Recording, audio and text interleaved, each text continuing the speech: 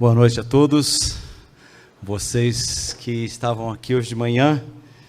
É uma alegria revê-los, para vocês que eu já não vejo há algum tempo. É uma alegria especial estar aqui com vocês. Hoje pela manhã, ao mencionar a minha situação, eu relembrei a igreja que quando pensarem em mim, pensem sobre missões. Minha missão é preparar os que serão missionários. E agora que o Senhor me colocou numa situação em que eu preciso depender ainda mais especificamente dEle, eu gostaria que vocês partilhassem isso comigo. Para os que não estavam de manhã, eu devo,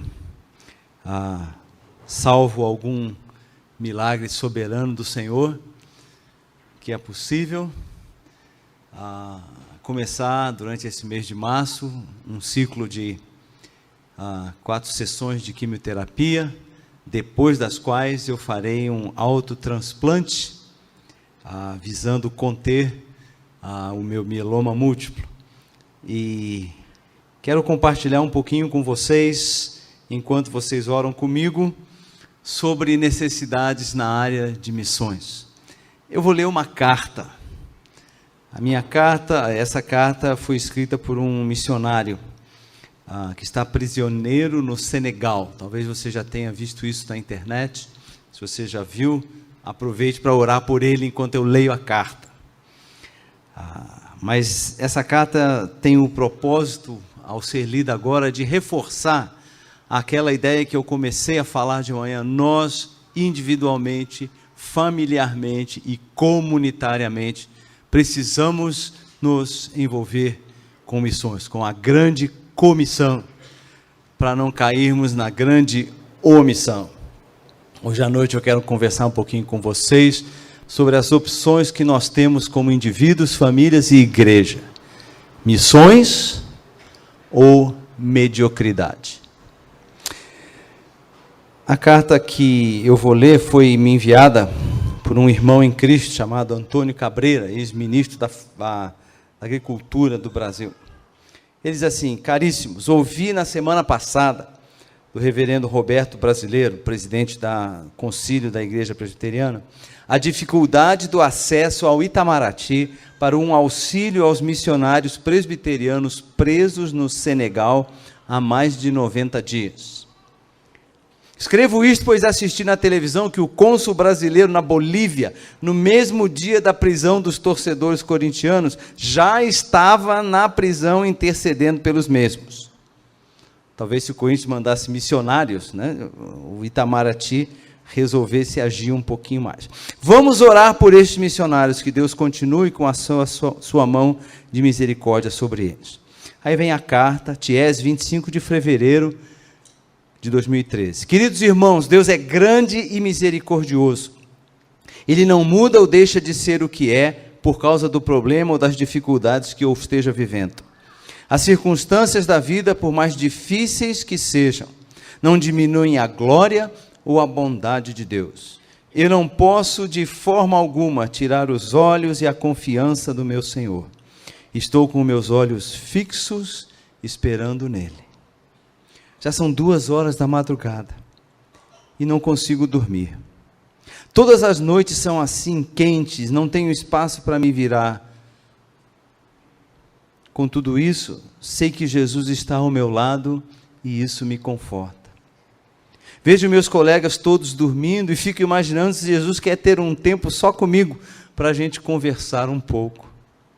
É nesses momentos que tenho liberdade de falar mais um pouco das minhas frustrações, das minhas angústias, dos meus temores. Que amigo querido, como eu o amo. Passo nessas noites batalhas que não podem imaginar. Sinto a presença também do inimigo muito perto, soprando em meus ouvidos, dizendo que Deus não se importa comigo. Que luta eu travo contra a autopiedade, contra o sentimento de desespero, de solidão, de injustiça, de raiva e tantos outros que tentam se apoderar de mim. Essa batalha mental eu repreendo em nome de Jesus, no nome daquele que derramou até a última gota de sangue por minha causa. Ele é infinitamente bom e sua misericórdia dura para sempre. As batalhas são travadas não somente à noite, mas também durante o dia. É preciso ter muita coragem, ao mesmo tempo humildade e, sobretudo, graça do Senhor para resistir às afrontas, às humilhações, à arrogância e o desrespeito. Algum tempo atrás, um senhor muçulmano veio até mim e começou a me humilhar, dizendo: você não é nada, você não sabe nada e tudo que você ensina não vale absolutamente nada. Você é menos que o dedinho do pé de qualquer um aqui. E assim continuou a me humilhar, e me humilhar, e me humilhar. Falou muitas palavras duras e terríveis. Eu só lhe dizia: pode continuar, eu estou ouvindo, continue. E ele se empolgou e falou mais um monte de coisas, tentando me afundar em seu inferno de palavras. Após um breve silêncio, perguntei: acabou? Não quer dizer mais nada? Posso falar agora?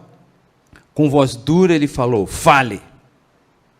Esperando talvez em troca exaltação e arrogância. Comecei então dizendo: você tem razão, eu não sou nada mesmo. Sou menos que um grãozinho de areia suja, sou pó, sou verme, sou trapo de imundícia, sou um cão morto. E quase chorando acrescentei: mas eu quero apresentar a você alguém que era tudo, era o Criador do universo, cheio de glória, o Senhor soberano, que apesar de tudo isso me amou de tal maneira que entregou a sua vida para ser escarnecido, rasgado e derramou seu sangue por minha causa.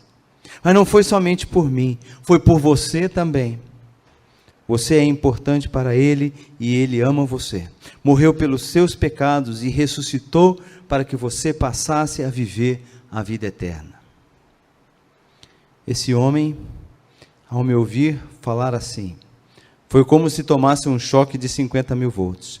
Ele não esperava esta reação, esperava que eu reagisse à altura das suas palavras.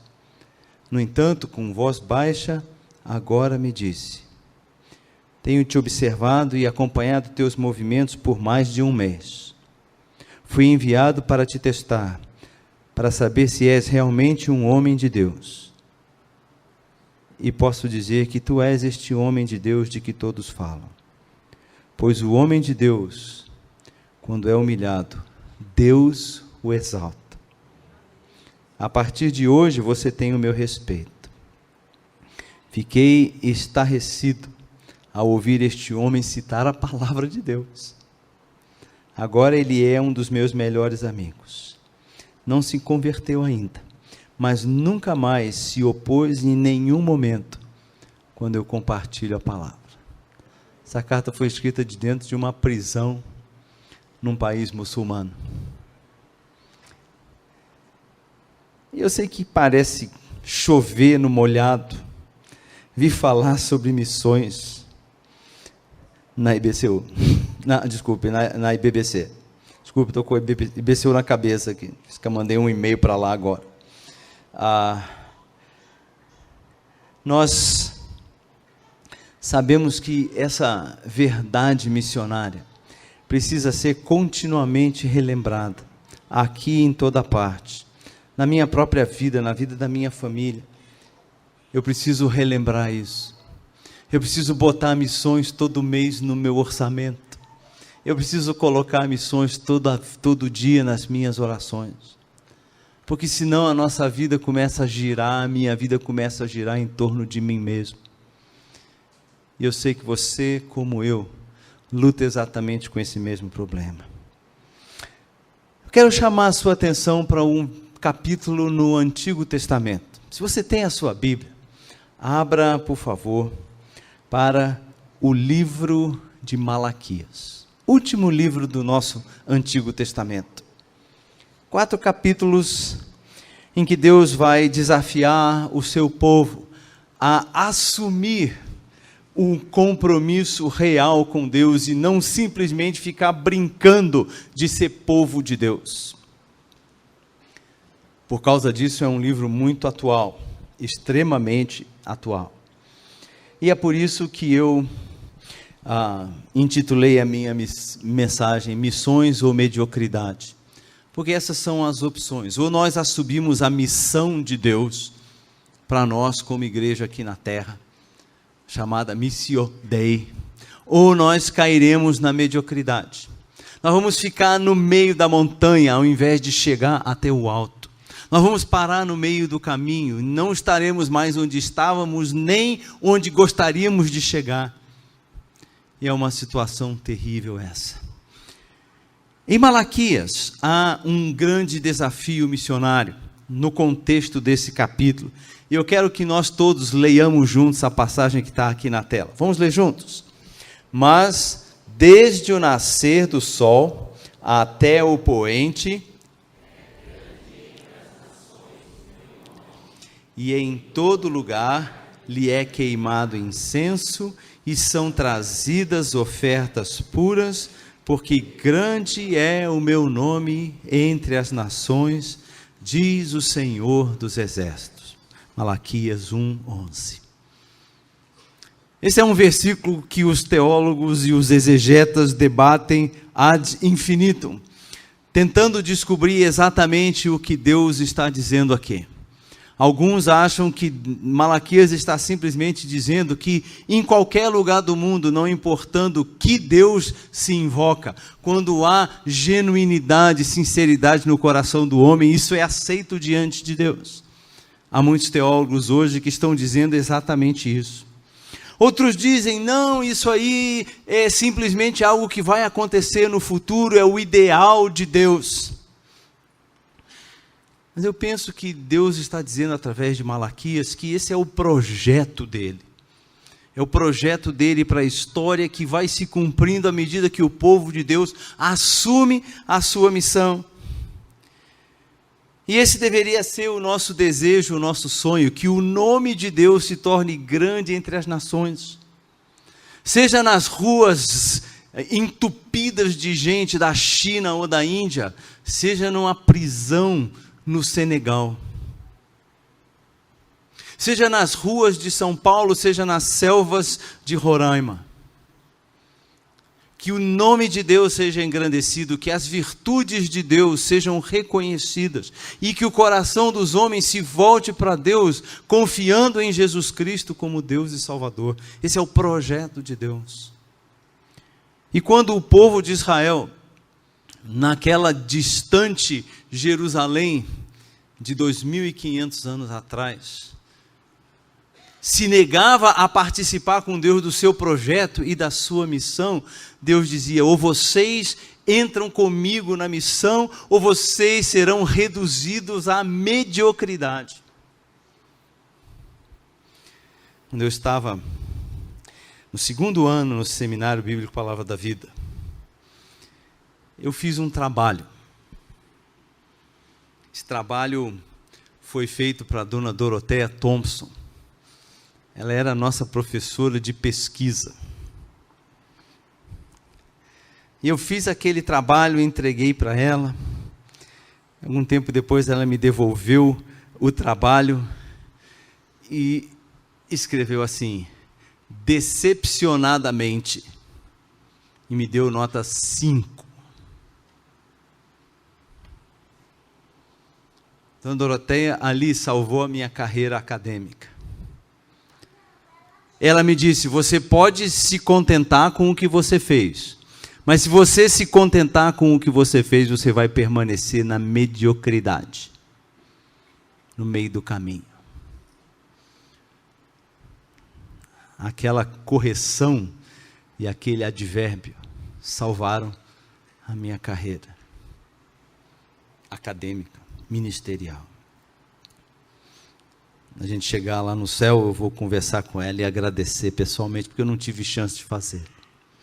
Eu quero que a gente leve para casa uma ideia hoje. E eu quero que nós leiamos também juntos essa frase. Vamos lá? Quando presumimos que o investimento com missões é uma opção, assumimos a mediocridade como nosso estilo de vida espiritual. No final nós vamos repetir isso, mas vai ter uma palavrinha a mais. Quando presumimos que o envolvimento com missões é algo que eu posso escolher ter ou não, eu estou fazendo uma escolha quanto à qualidade da minha vida espiritual. E eu estou dizendo para Deus, estou dizendo para aqueles que estão à minha volta, estou dizendo para mim mesmo, eu quero ser um crente medíocre.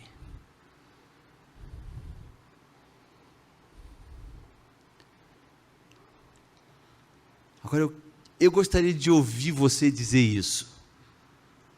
E sair daqui com um sorriso nos lábios. Eu estou feliz de ser um crente medíocre. Ninguém quer ser um crente medíocre. De verdade, no fundo. Nós sabemos que Deus está preparando galardões para aqueles que são bons crentes.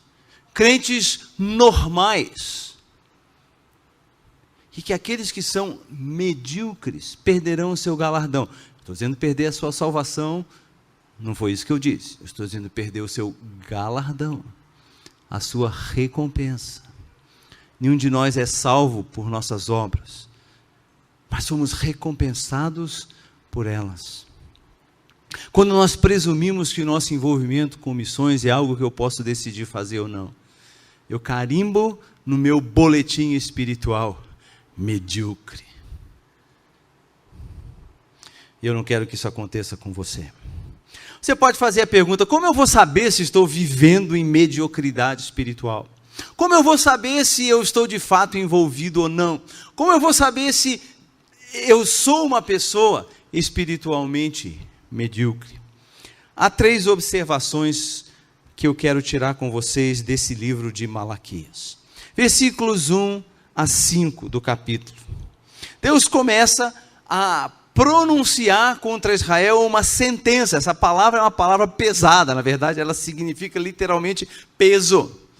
É o peso que Israel está recebendo de Deus. É a condenação, é a censura, é a crítica, é a avaliação negativa que o povo de Deus está recebendo do seu Criador. Versículo 2 diz assim: eu vos tenho amado. Que legal, né? Receber um cartão de Deus assim dizendo, eu vos tenho amado.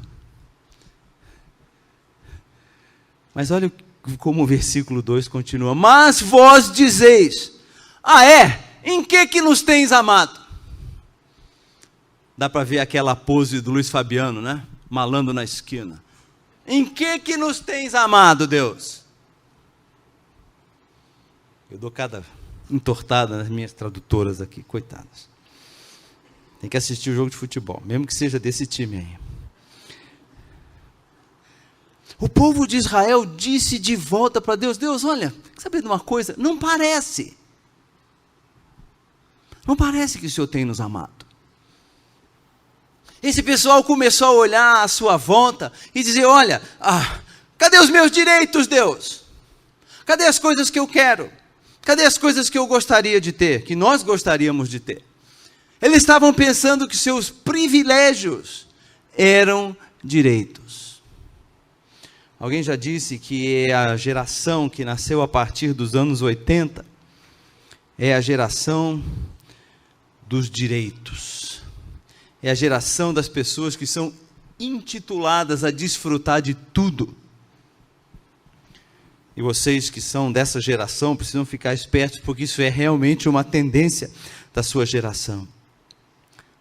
Deus diz, olha, eu escolhi vocês para serem o meu povo abençoado.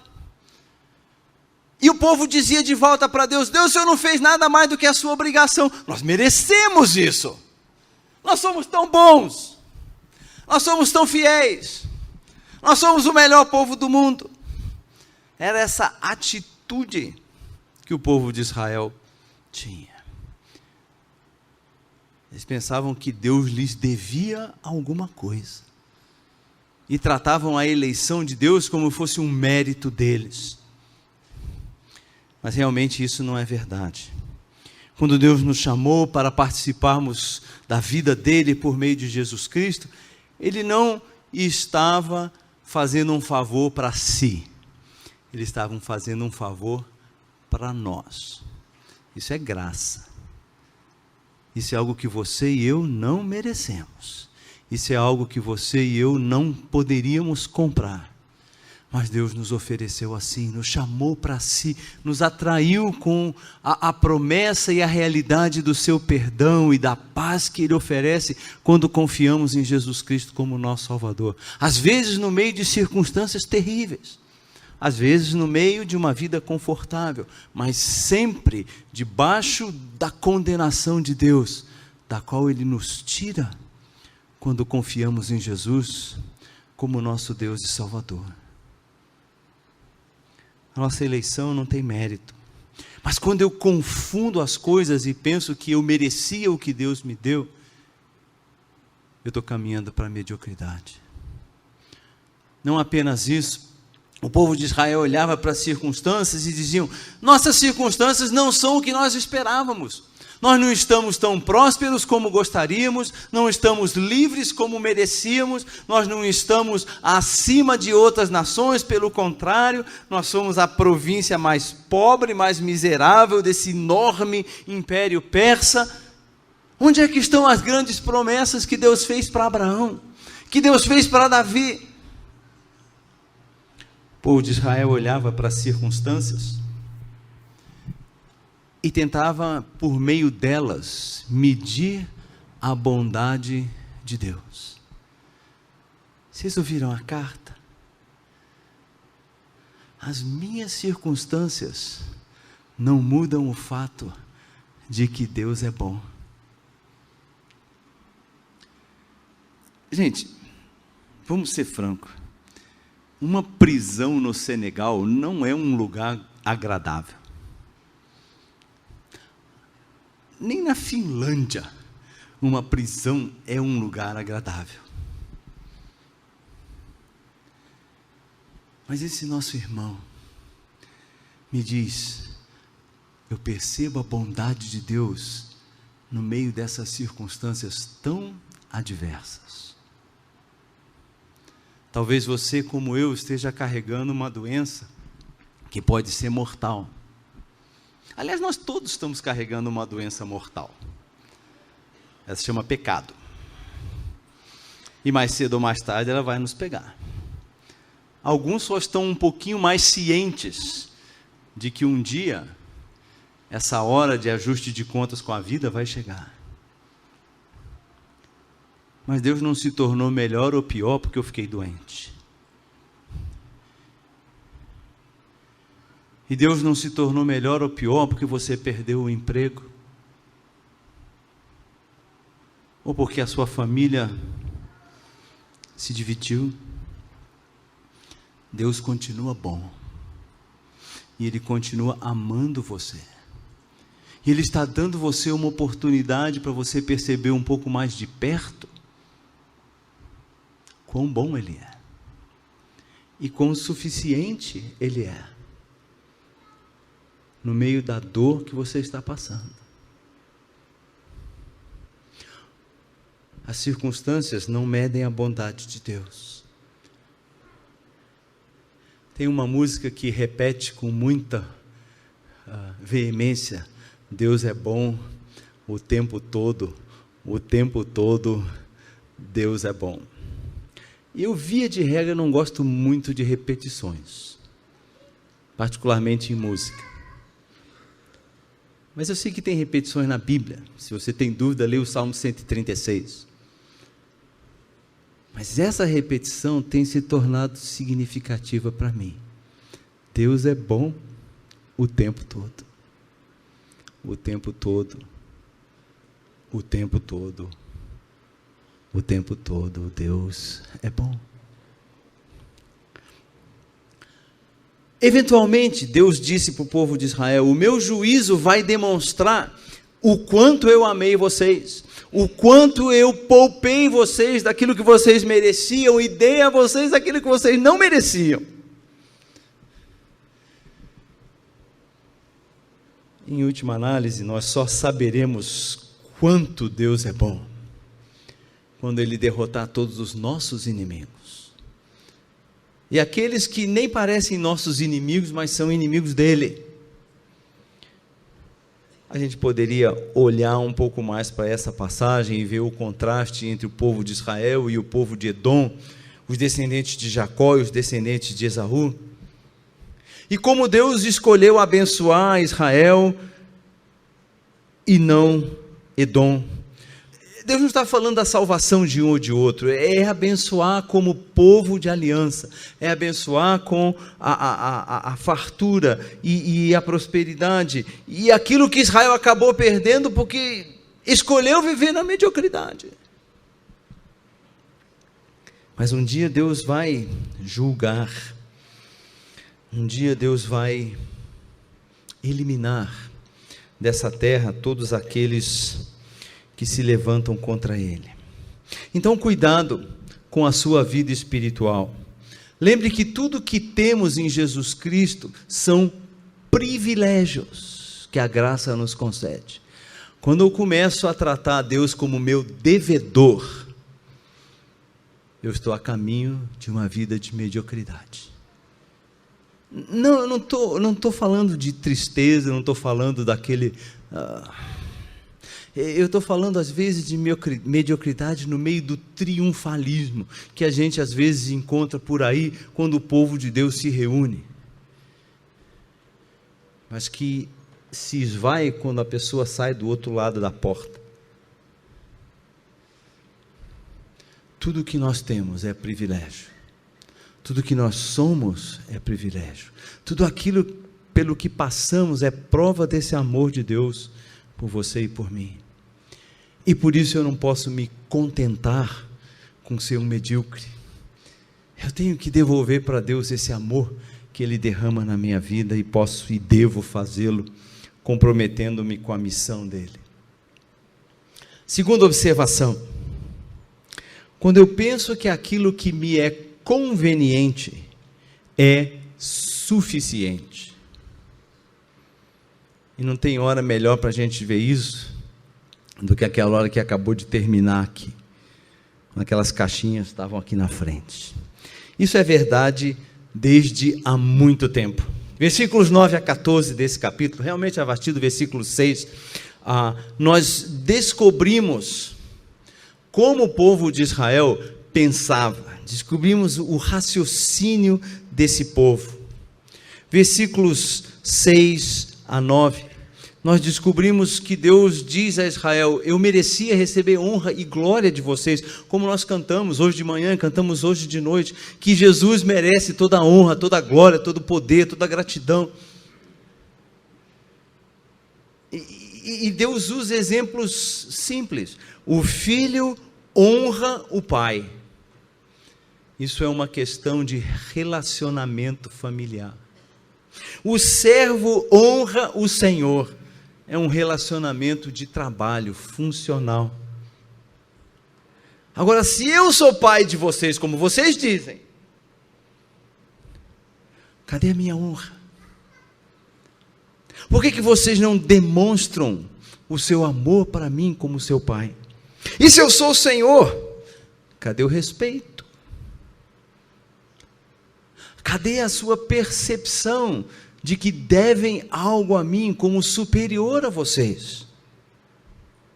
Particularmente, Deus vai falar aqui contra os sacerdotes, mas Ele fala contra essa atitude de Israel, de que a glória que Israel dava a Deus dependia da prosperidade que Deus lhes desse.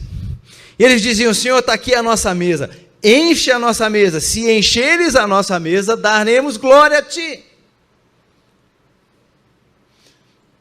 Qual é a vantagem de agradecer a Deus por uma mesa cheia? Até os pagãos fazem isso. Mas quando a mesa está vazia, ou pela metade, e nós ainda assim levantamos os olhos a Deus e damos graças a Ele por estarmos vivos, então Ele recebe glória. Qual é a vantagem de darmos glória a Deus quando a nossa saúde está perfeita? Até os pagãos fazem isso. Mas e quando ela está comprometida?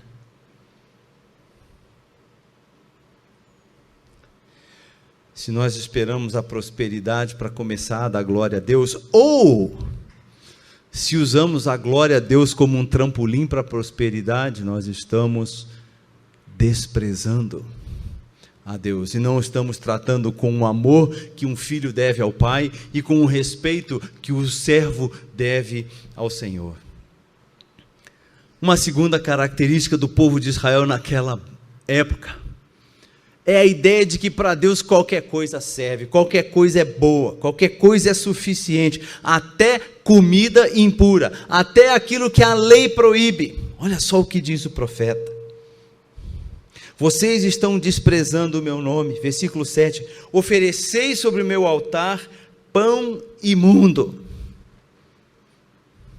Agora vocês sabem que havia uma série de leis de natureza cerimonial que o povo de Israel precisava observar, certas coisas que não podiam ser misturadas, certo tipo de animal que não poderia ser trazido.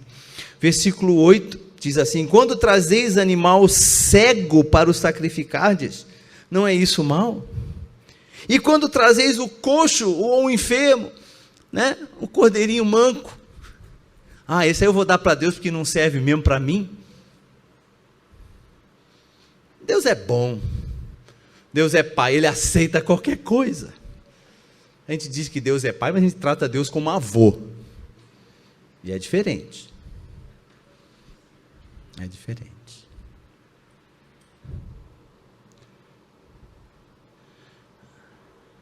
Quando trazeis o coxo ou o enfermo, não é isso mal? Ora, olha só o que diz Malaquias, versículo 8: apresenta-o ao teu governador, acaso terá ele agrado de ti e te será favorável? O povo de Israel, na época, fazia as suas contribuições, o seu imposto em espécie. Pouca gente tinha acesso à moeda, e já havia moeda naquela época. Pouca gente tinha um depósito de prata ou de ouro, onde guardasse as economias da família. Impostos eram pagos em trigo, cevada, e ovelhas e bois. E Malaquias está desafiando o povo, dizer: olha, leva esse seu animal e tenta pagar o seu imposto com ele. Você vai dizer: isso aí é coisa do passado. É? Como isso é real hoje em dia. Que diferença entre aquela geração de Malaquias e a geração de Moisés. Volta um pouquinho na sua Bíblia, volta bastante na sua Bíblia, lá para o livro de Êxodo. Êxodo capítulo 36. Esse primeiro parágrafo de Êxodo é o paraíso dos tesoureiros. Tesoureiro da igreja devia ter uma plaquinha dessa assim, pendurada. Se ele tem uma salinha onde ele trabalha, devia ter uma plaquinha com esses versículos.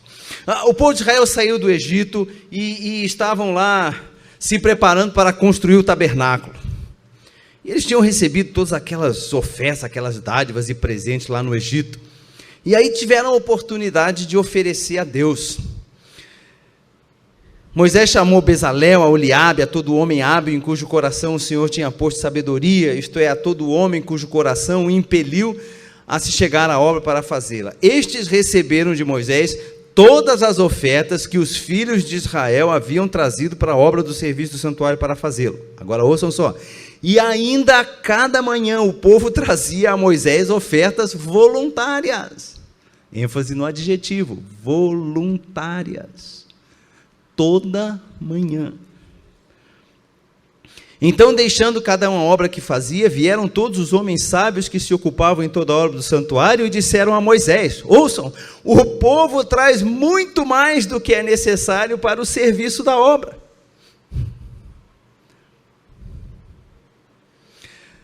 Versículo 6. Então ordenou Moisés, e a ordem foi proclamada no arraial, dizendo: nenhum homem ou mulher faça mais obra alguma para a obra do santuário, a oferta do santuário.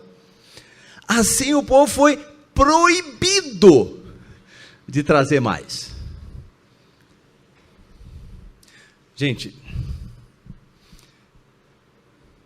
eu acho que essa foi a primeira e última vez que isso aconteceu na história.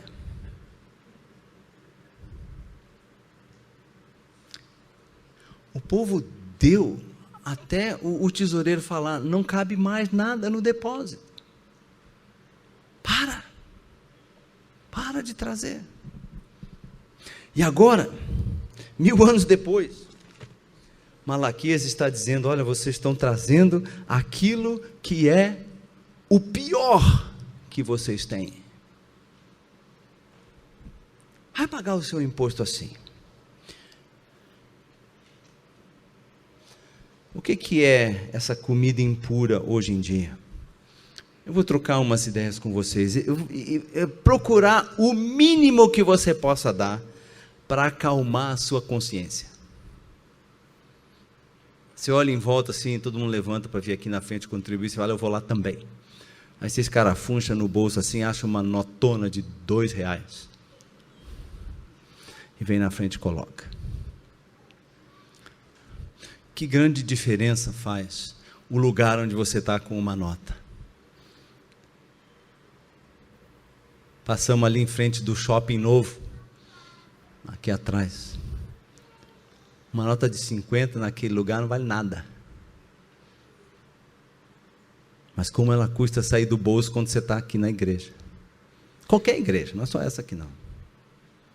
Lá é nada, aqui é demais. Ah, mas você não sabe a dificuldade que eu tenho passado. Conta para mim. Não vai ser muito diferente das dificuldades que eu tenho passado. Você não pode chegar no prefeito de Atibaia e dizer: ó, prefeito, esse ano a coisa está difícil, estou fazendo tratamento de saúde, eu vou pagar só meio IPTU para o senhor. Eu não posso chegar para o ministro da Fazenda e dizer: olha, ministro, a coisa está russa, eu vou pagar só 15% do meu imposto de renda esse ano. Por que eu acho que eu posso chegar para Deus e dizer: Deus, o negócio está russo. Toma lá esse cordeirinho manco. Toma lá essa ovelhinha cega. Esse pão que mofou lá na minha casa, eu dou. Cuidado para não viver como se aquilo que é conveniente para você seja suficiente para Deus. Você vai dizer: mas Deus não precisa de nada. Sim, Ele não precisa de nada. Ele só escolheu usar você para o nome dele ser glorificado. Lá no Senegal, lá no norte de Portugal, no norte do Brasil, na China, em outros lugares onde essa igreja ministrar. Cuidado para não cobrar o máximo de Deus, supondo que assim você demonstra ser espiritual. Dê a Deus generosamente. Receba de Deus agradecidamente. Última observação. Quando o serviço que eu posso oferecer a Deus me parece cansaço.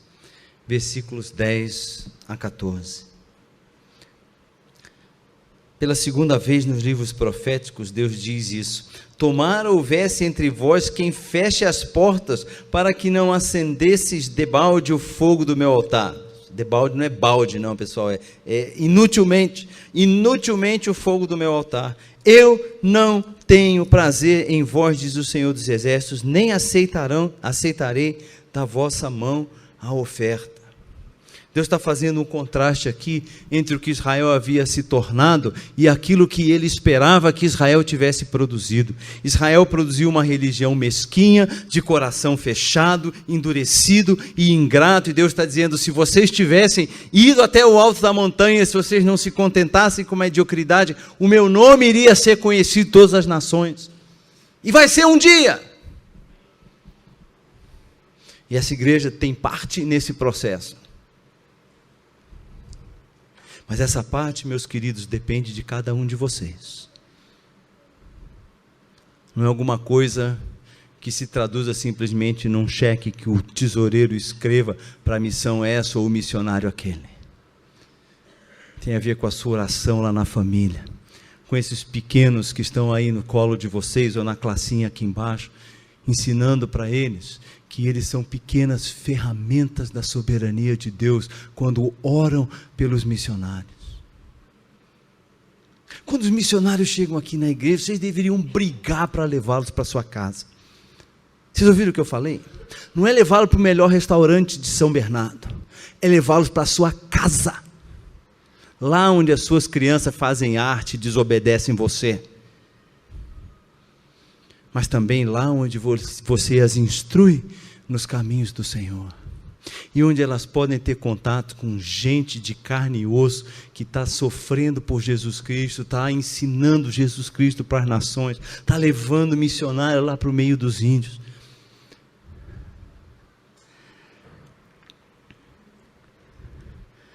Dê isso para Deus. Não se contente em fazer somente as coisas pela metade. Deus desafia Israel e diz: vocês quase nada fazem, e o pouco que fazem, fazem reclamando. Ai, como é difícil ser crente. Mesma rotina, domingo de manhã tem que ir na igreja. Domingo de noite tem que ir na igreja. Mas eu queria tanto ver o jogo do meu time. Eu queria tanto ir surfar lá no Guarujá. Que canseira. Foi Agostinho de Hipona que disse: quando existe amor, não existe cansaço. E se houver cansaço, ama-se o cansaço.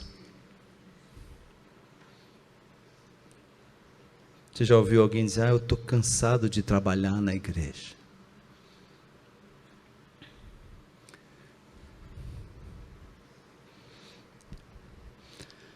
Se o seu ritual de adoração a Deus é uma mera rotina, em vez de ser uma expressão de amor por Ele, você perdeu a perspectiva do perdão, você perdeu a perspectiva da possibilidade de participar na glória de Deus, e você está vendo só o trabalho que dá, e eu sei que dá, vestir 3 crianças para levá-las para a igreja. Lembra bem como era? Nós tivemos 3 crianças, 3 meninas. Menina é mais difícil. Cadê os pais do Natan? É isso. Mas você vai ser um pouquinho mais fácil com o Natan. Você já tem uma menina, né? Vocês sabem, arrumar, cachinho, Maria Chiquinha, vestido, sapato, não está combinando, está combinando.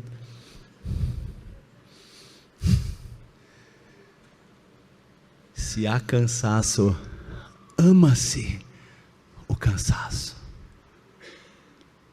Porque você está fazendo isso por amor a Deus, não por mera obrigação. E ao fazer isso, algum dia, você vai glorificar ao Senhor. Isso, cheguei lá. Peça ao Senhor que transforme a sua rotina em adoração. Em vez do culto começar, na hora que você chega aqui na igreja, os primeiros acordes do louvor soam, comece o seu culto enquanto você está lá, fazendo Maria Chiquinha nas suas filhas. Quando você está dando o café da manhã para a sua família no domingo. Ou quem sabe, deixando o almoço pronto no sábado de noite, para não ter que sair correndo da igreja e ficar preocupado aqui ou preocupado aqui, dependendo de quem gosta de cozinhar na família, com o que vai acontecer depois que o culto terminar. Transforme a sua rotina em reverência. E peça a Deus que Ele use essa repetição para lembrar você que as suas misericórdias se renovam a cada dia para você.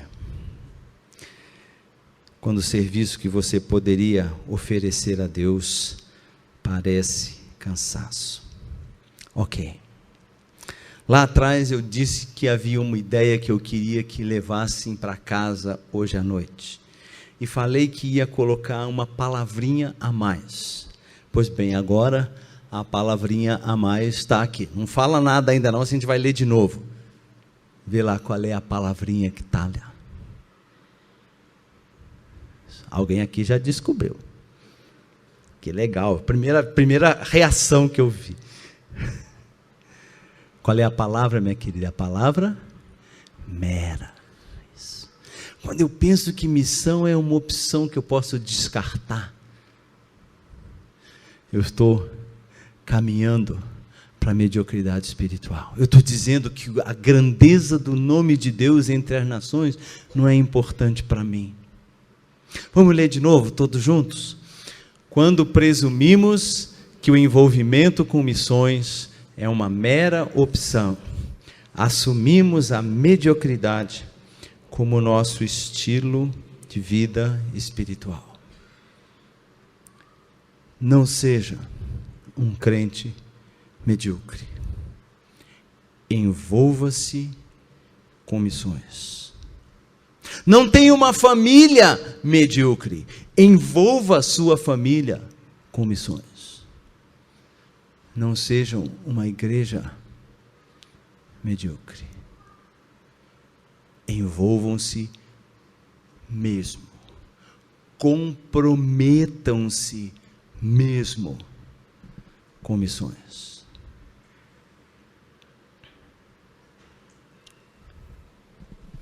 Que estilo de vida vai marcar a sua vida espiritual e seu envolvimento com missões em 2013?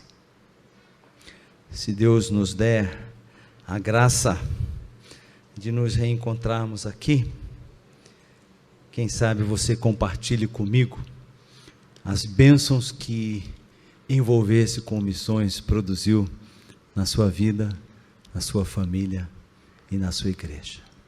Que Deus os abençoe. Baixe sua cabeça, vamos orar.